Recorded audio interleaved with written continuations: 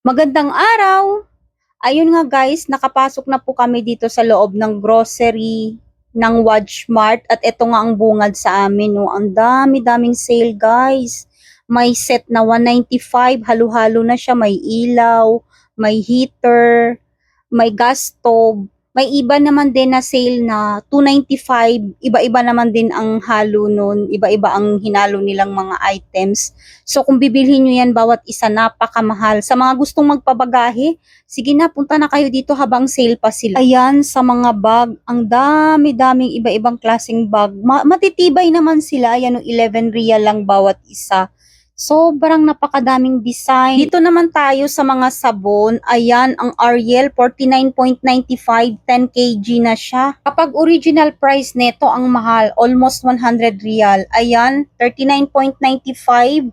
Ang extra 10 kg na siya.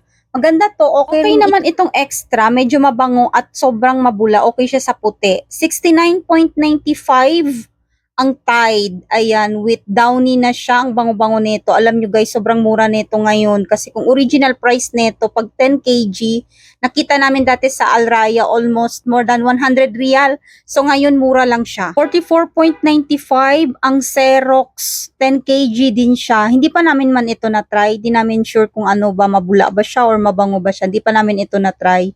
Ayan, Surf, 39.95. Ayan, 10 kg na rin siya. Dalawang kulay, may pink, may yellow. Ayan, mabango din ito. Sobrang okay din ito. Himala ngayon nag-sale sila kasi mostly hindi talaga ito nagse-sale. Pag hindi sale, ang mahal, mga more than 100 real bawat isa.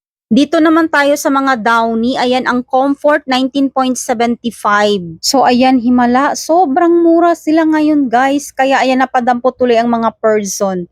Ayan, ang Downy 16.95, 3 liters na rin siya. Parehas sila ng Comfort 3 liters. Thanks for watching. Bye! See you sa next video.